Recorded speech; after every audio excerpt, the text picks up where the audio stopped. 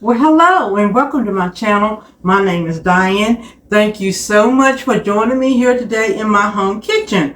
I want to say a big hearted welcome to all of my new subscribers. Thank you, thank you, thank you, and welcome to our family.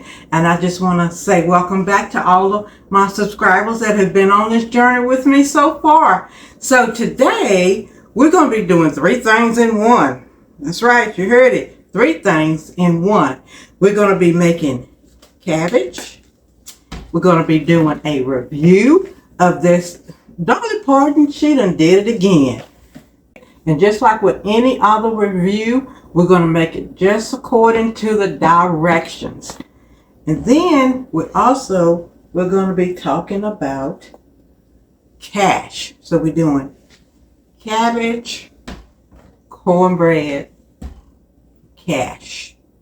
Now I do want to say, please don't be offended if this video is not for you. Feel free to scroll on by. But I just want to impart some wisdom that I have learned throughout the years to kind of help you out a little bit, or just give you some keys, or just bring back to some remembrance of some things that you may have forgotten. So as always, we're not going to waste any time. We're going to get right to it. We're going to start with our cabbage. We're going to get that all cut up. Let me just set this to the side and move that egg out the way, because we're going to need that for our cornbread. So I'm just going to take off these leaves. Even though the cabbage was wrapped pretty good, I want to take off those leaves. Now, this cabbage that I'm making today, cabbage is pretty hard. I'm going to go ahead and cut around this core. Okay? And we'll keep till it gets a part in there where it gets hard. We're going to get rid of that, okay? So, about that much. Some people will go ahead and cut it up and use it, but no, I get rid of it. And so I have my vegetable washer here where I'm going to wash my vegetables with. But I'm just going to go ahead and start cutting up my cabbage. Cut it up. I like it sliced pretty thin. Some people like it kind of thick or leafy, but I kind of like mine sliced pretty thin. So that's just what we're going to do. Get that all sliced up. And then I throw away these hard parts. I just think it makes the cabbage a little bitter.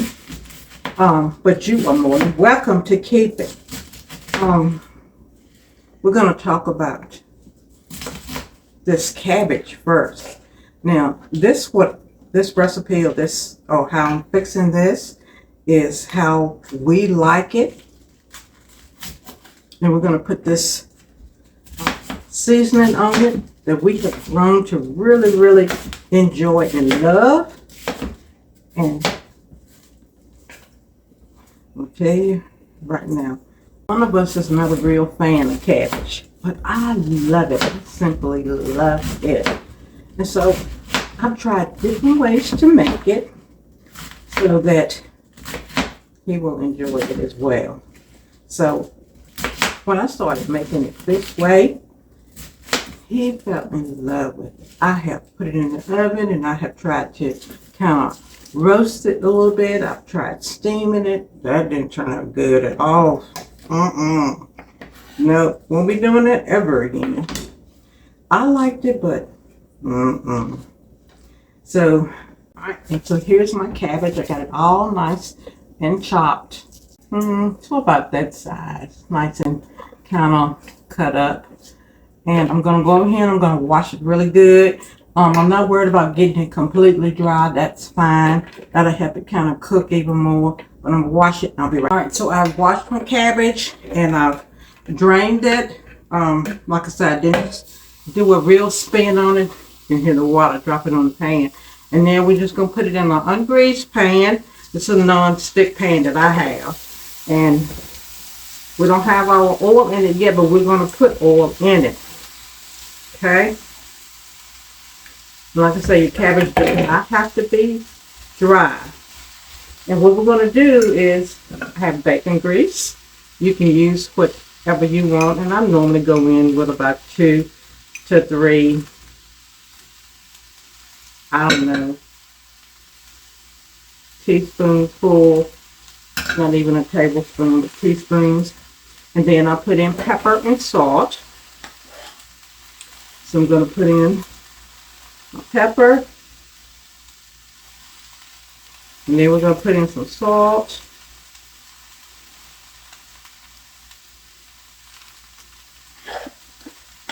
And then I do put in a little bit of sugar.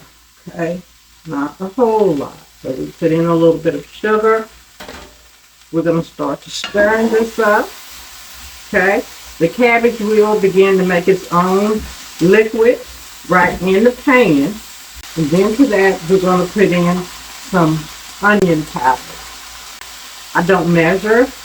I just kind of dump it. That looks about right to me. Maybe 2 tablespoons.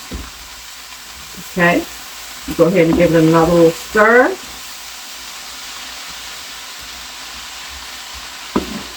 It is smelling so good already. So at this point, we're almost like frying it. So you want to be very careful because it is releasing water. But you want to be very careful that you don't burn it. You don't want it to stick. So you want to have somewhat of a non-stick pan. You just want to have something where it's going to just glide and not stick to the bottom of your pan. All right, now here is the ingredient that really sets it off for my husband and me. I don't know how you say it, but I think it's Sazon. If I didn't say it right, I'm sorry. S-A-Z-O-N. But I use 1 little pack. Now you can get this in the shaker bottle, just like allspices. But I usually just put 1 little pack in my pan of cabbage. And 8 packs come in this little box. Make sure I'm stirring. Okay. I got my heat turned up pretty good. So you want it turned up really good because you want your cabbage to almost fry. Now, I want you to be aware that this has all kinds of seasonings in it. It's going to turn your cabbage red. Don't be fearful of it. I know we're used to the green stuff, but that's okay. You're going to be amazed at the taste and the flavor that comes from this little pack. Now, look at the sodium content because a lot of us are concerned about the sodium. Of course, I am too concerned about the sodium. And it says that it is 170 milligrams of sodium. So that's not bad at all. I'm going to get up close so you can see this up nice and close so you can see what we're working with here. All right. So as you can see, it's beginning to turn orangish kind of color. I said red, but I guess it's kind of an orange color. But don't be fearful of that. Just think of that as the flavor, okay? It's real down-home flavor. But it's some kind of good. When you have that bacon flavor in there, and then the flavor from this pack, and you have onion powder. Now, I will say that I have put in onions. I've chopped or sliced up onions and put onions in it. I tried it that way. But I just didn't get the same flavor as I got when I did the onion powder. I don't know what it is, but it was a totally different taste from a chopped fresh onion. But oh my goodness, if you don't have onion powder, please just go ahead and use the chopped onions. All right, so that is looking really good. It's smelling good. And at this point, we're gonna cover. You want to make sure it does not burn, okay? So we're gonna cover this up, turn it down a little bit, and while that's going, we're gonna get to work on our cornbread, okay? Right, I want you to turn your cabbage down. We don't want it to burn, okay? We got our top on it, and that is kind of giving us some more liquid to help it wilt down and cook. our cornbread. We're going to start with our Dolly Parton cornbread. Follow the directions, and it says for us to preheat the oven to 375. So we're going to preheat our oven to 375. It tells us to spray the bottom of a square pan. If you use an 8 pan, it tells you to cook it for 20 to 24 minutes. If you use a 9x9 pan, to cook it for 18 to 22 minutes. It'll make 12 muffins, and it'll also cook in a 9-inch cast iron skillet. So I've got my 8x8-inch pan, and I don't use the spray unless I have to. So I just put some lard in the bottom of my pan. So we're going to open up our box and serve our mix. Well, it looks nice. Looks nice and silky. Get my scissors here. Alright, so let's see what it says next. It says to stir the cornbread mix, the milk, the egg, and the melted butter in a large bowl until blended. I'm going to put my mix right here because, you know, of course, I always like to do my egg first if I can help it. Let me wash my hands real quick and I'll be back.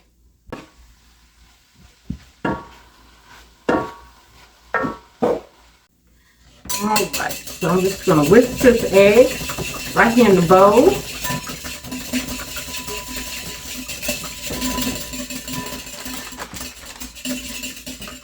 And then I have a cup of milk because that's what it calls for, and I'm just using sweet milk.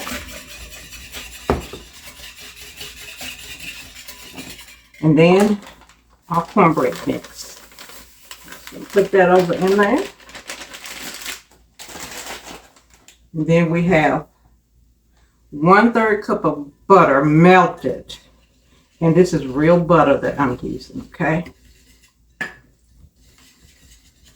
Okay, it's coming together good. Smells good. And I'm not having any issues with mixing that. It's not telling me how long. It says just until blended. So I think it's blended. So we're going to stop. Then we're going to pour it into our pan.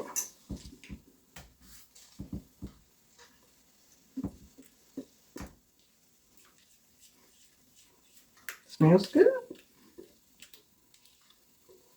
I think Dolly's done it again. And let me just get this bowl around here so I can get all of this mix out. Trying to get it so you can see. I need to be able to get it out. All right, just kind of flatten it out a little bit. That looks really good. And so now, because I got an 8x8-inch pan, we're going to cook 20 to 24 minutes. So I'm going to put this in the oven and let this cook. My oven is preheated to 375. All right, I'm going to check on my cabbage here. Oh, look good and smell good. Now I've got it on like again, my stove has numbers, so I got it on a 4. I'm going to put it up to about a 5. Okay. Yeah, it is smelling so good. And I may turn it down again. You just have to know how your stove is going to cook. Same thing with the cornbread. You know, I got mine on the bottom rack right now. But if I feel like it's getting too done, I'm going to move it off the bottom rack and put it on the middle rack. I'm going to keep my eye on it, and I'm going to look at my time. I set my timer for 20 minutes, but when I get to about the 10 or the 9-minute mark, I'm going to go ahead and I'm going to probably adjust the rack and put it on the middle rack. So I got some notes because we're going to talk about finances. I know when we get to talking about finances, people get a little funny. But when we think about it, we don't want our money to get funny, because when our money get funny, then we can't do the things that we would want to do or the things that we would like to do. So that means we need to have a budget. Had somebody told me this when I was younger, in my younger years, and when I first got married, we first got married, about having a budget, because back then families didn't talk about money much. We didn't learn a whole lot about it in school. I think we learned how to make a check. And basically, I think that was all that we learned. But finances is so important because you got to know what you got. So you got to have a budget.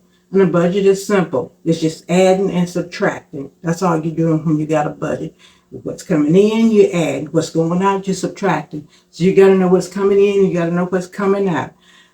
One thing you can do is your bank more than likely keeps up with what you spend, and sometimes they'll categorize it for you. You don't even have to. They'll categorize groceries because they know if you went to Walmart, Target, and got some kind of groceries or whatever, or Sam's Club, and they have a category for food or groceries is what it is on my thing. They also have an item line for entertainment.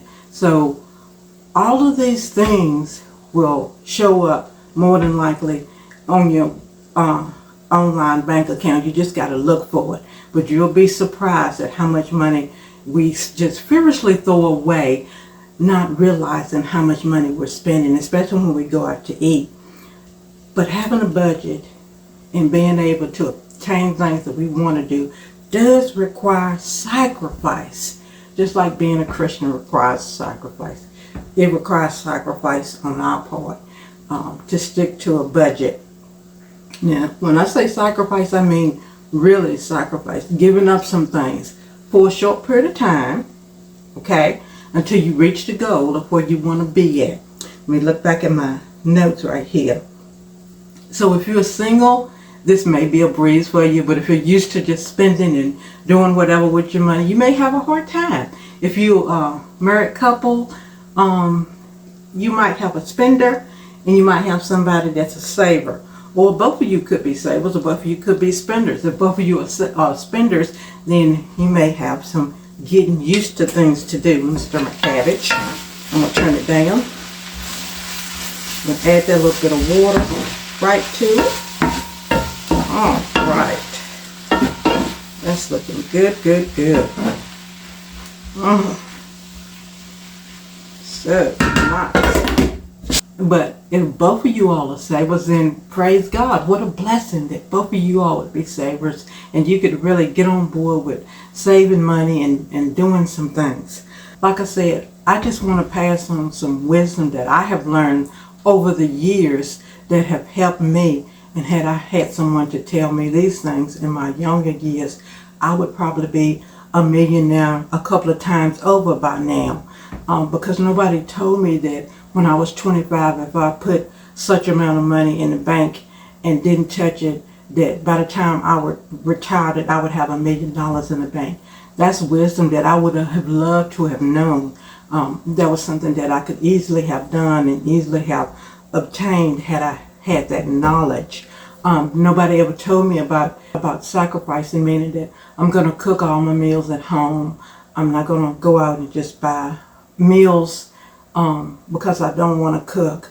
I'm going to try to make treats at home instead of buying treats because it's going to cost me more money. You'd be surprised at how far a 5-pound bag of flour and sugar and butter and eggs will go when you're making treats. And you can, and it's going to be a whole lot more healthier for you, a whole lot better for you. So like when you're making homemade cookies or homemade brownies, think about it. What you buy in the store versus what you make at home. Which one do you think is going to be better for you? Most of the time, what you make at home is going to be better because what you buy in the store has preservatives in it, and we don't know what all of that stuff is. So certainly what we make at home is going to be so much more better for us. And so here comes the debt snowball, which means that you start paying off a smaller debt and you work your way up, paying off till you get to the biggest debt you got. And in most cases, it's going to be our mortgage payment. So just a quick example of that, and we'll just use it in $5 bills. Let's say if you have a bill that you're paying on, and it's going to cost, we'll say $30. You have a $30 bill. that you have to make payments on. And it's costing you $5 a month. If you have all of your other stuff that you decided you're going to cut out, drinking coffee outside of the home, you can make your own coffee, eating out. Remember, this is sacrificial. You're doing it for a short period of time until you get where you want to be. I think it was The Pursuit of Happiness that stated, do what you have to do until you can do what you want to do. And so I think about that a lot. If we take that $30 payment and we make our $5 payment, then it's going to take us, a couple of payments to get it paid off. But because we're not buying this extra stuff that we've been just frivolously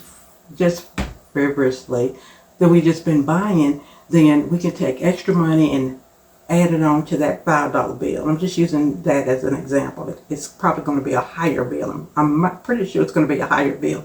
But we can add money to that and either pay it off at once or add another $5 to it. And once we get that paid off, then we're going to go to our next highest bill, which could be a $10 bill or a $50 bill, whatever. But you're going to take the $5 that you were paying on your $30 bill and you're going to add it to your $10 per monthly bill. And that's going to give you $15. So instead of paying $10, you're now paying $15 on that bill. And anything extra that you can put on until you pay it off. And then let's say you got another bill. So once you get paid off your $10 monthly bills that you were paying on, then you're going to add the 5 and the 10 onto whatever the $20 payment that you make per month. And that's going to give you $35, 20, 30, 35 that you're paying on this $20 bill. So you're going to be able to pay it off a whole lot quicker because you're not just going to start spending this money because you don't have these other two bills. You're going to do that debt snowball and you're going to roll it all into that next bill and you're going to pay it off quicker until you're left with just your mortgage or whatever your biggest bill is and get that paid off. Okay, so like I said, had someone told me this in my younger years, I would have been so thankful and so grateful. And one thing I've learned that as I've gotten older, that I think even when I was younger, I never lived like that. But I've learned that I don't have to live like the Joneses or the Parkers. I don't have to have the best of everything. Long as God has provided me with necessities, that's a blessing because there's a lot of people that are in worse shape than what, that I am in. And so I think about, cars, and I think about it in terms of if I'm driving a 2024 vehicle, well, it's not going to get me where I'm going any quicker, unless I'm speeding, of course. And I got some type of a race car. But anyway, a 2020 vehicle is not going to get me, a 2020 vehicle is going to get me to the same place. I'm going to reach the same destination as I would if I'm driving, say, a 2015 vehicle. I'm going to still get there, okay? And it's going to cost me a whole lot less as far as taxes, insurance, and car payments. Because, we want to start building generational wealth, not only for ourselves, for our kids and our grandkids, The Bible talks about a man leaving an inheritance for his kids and his grandkids. And so we certainly want to be able to do that. And not only that, but the Bible speaks about the borrower is slave to the lender. Because as long as you got this bill out here looming over you, you are a slave to it until you get it paid off. Why are you a slave? Because every month that payment is coming and you got to make it, which means you got to work to make it, to be able to make that payment. So you're a slave to it until you get it paid off. And then a lot of times what we do is we'll get out of debt with something and we'll go back into debt with something else. Been there, done that. Okay, so I have turned off my cabbage and it's looking really, really good. I'm still waiting on my cornbread. We have just a few minutes left on there, but the cabbage is completely the way I like it. And it smells absolutely divine. Now, like I said, if you want to leave off the sugar, that's absolutely fine. You can leave the sugar out. You don't have to put it in there. But we like it like that. Just going to be great. So our cornbread is ready. And let me show you up close how it looks. It's hot. I just took it out. But that looks good. Smells good. It's called sweet cornbread. Alrighty. And we're going to go ahead and cut into it. And a nice little hunk. We'll try to take out.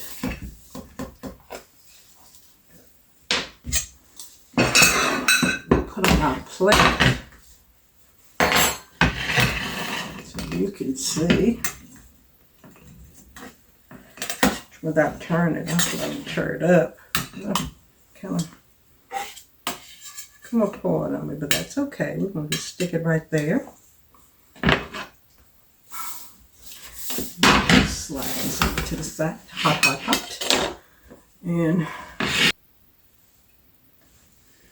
this cornbread without butter, so you gotta have some butter on your cornbread, okay? Looks nice on the inside.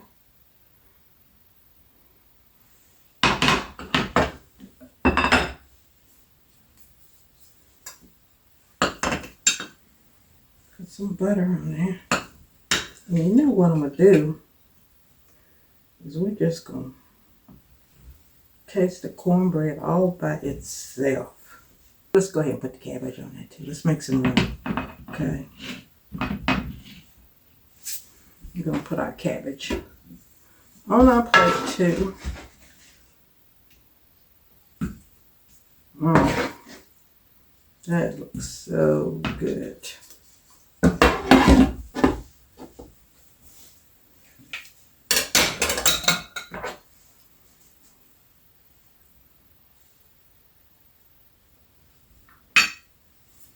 So the first thing I'm going to do is I'm going to taste that cornbread all by itself so I can taste it and see how it tastes.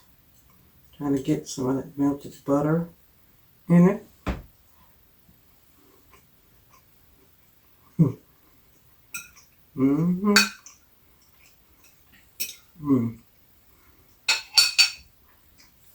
That's a 10. It's good. It's really, really good. I like it. I think I like it better than Jiffy. It's really good. Now for the cabbage. Really good.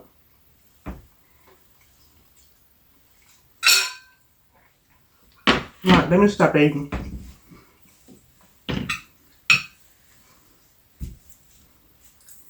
So I just want to thank you for joining me here today. I'm so glad you did. I didn't want to offend anyone, but I just wanted to share some things with you concerning money and just try to be a blessing to you as someone has been a blessing in my life and pointed us in the right direction. Thank you. Be blessed. I love you, and I'll see you real soon.